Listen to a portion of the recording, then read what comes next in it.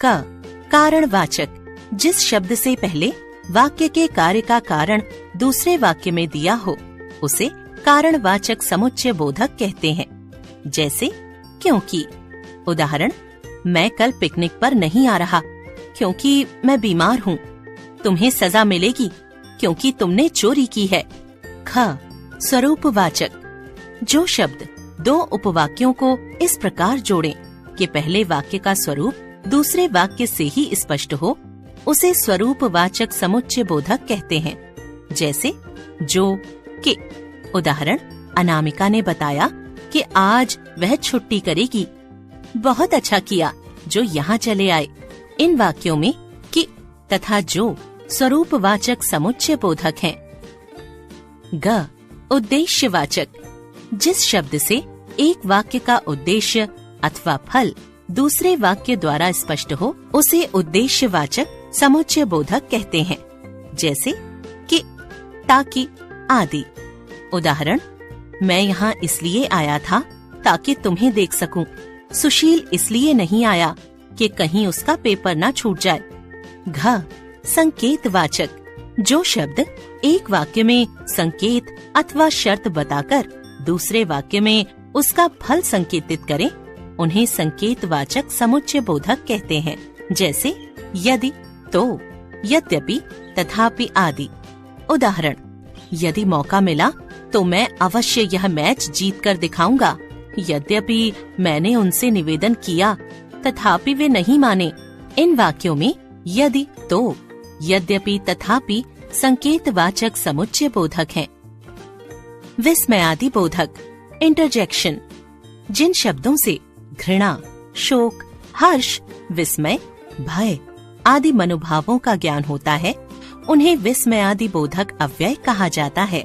विस्मयादि बोधक शब्दों के बाद चिन्ह अवश्य लगता है। जैसे वाह क्या सुंदर दृश्य है, उफ कितनी गर्मी है, हे प्रभु सबका भला करो। ऊपर दिए गए वाक्यों के रंगीन शब्द हे प्रभु, वाह और उफ प्रसन्नता, तिरस्कार और कामना जैसे मनोभावों को व्यक्त कर रहे हैं। यही विस्मयादि बोधक अव्यय होते हैं। प्रमुख विस्मयादि बोधक शब्द निम्नलिखित हैं। 1 विस्मय, आश्चर्य बोधक, हैं यह बात तुम कर रहे हो? सच? तुम्हारी लॉटरी लगी है? ओह यह तो अत्यंत सुंदर बगीचा है। अरे तुम इतनी जल्दी कैसे आ गए? 2 हर्ष बोधक, वाह क्या शॉट मारा है युवी ने। धन्य, कितने उच्च विचार हैं आपके। शाबाश, तुमने बहुत अच्छा कार्य किया। आहा, ठंडी ठंडी आइसक्रीम खाकर मजा आ गया। 3 घृणा बोधक, हुर हुर दूर हटो, जा जा, मुझे अपना मुंह मत दिखाना। छी, कितनी बदबू है। थू थू, कितना घृणित कार्य किया है। 4 भय बोधक, भागो सांड आ रहा है। अरे मैया, शेर आ गया। बाप रे, इतना लंबा सांप। ओह मैं तो डर ही गई। 5 शोक बोधक, हे राम ये तो बहुत बुरा हुआ। हाय, चोर सब कुछ चुरा ले गए। हे भगवान, मैं तो बर्बाद हो गया। आह, मैं यह दर्द नहीं सह सकता। 6 संबंध बोधक, ओ फल वाले इधर आना। हे प्रभु मेरी मदद करो। अरे सुमन, मेरी बात सुनना। अजी सुनते हो? 7 चेतावनी बोधक, होशियार, लुटेरे इधर ही आ रहे हैं। सावधान, महाराज पधार रहे हैं। खबरदार, एक कदम भी आगे मत बढ़ाना। बचो, ट्रक आ रहा है। 8 आशीर्वाद बोधक, दीर्घायु हो, सदा सुखी रहो, जीते रहो बेटा। निपात पार्टिकल, कुछ अव्यय ऐसे होते हैं जो किसी शब्द के बाद प्रयुक्त होकर उसके अर्थ में विशेष प्रकार का बल भर देते हैं। जैसे ही, मात्र, भी, तो, तक, भर आदि। ऐसे शब्दों को निपात कहा जाता है। वे अव्यय जो हमारी बात में बल पैदा करने के लिए प्रयोग किए जाते हैं उन्हें निपात कहा जाता है। इन्हें अवधारणात्मक शब्द भी कहते हैं। उदाहरण, भी, मैं भी जा रही हूँ। मैं मुंबई भी जाऊंगा। मैं कहानी भी लिखता हूँ। तो मैं तो गया ही था। मैं पढ़ता तो हूँ पर कुछ याद नहीं कर पाता। मुझे सोचने का मौका तो दो। तक तुम मिले तक नहीं, तुमने मुझसे बात तक नहीं की।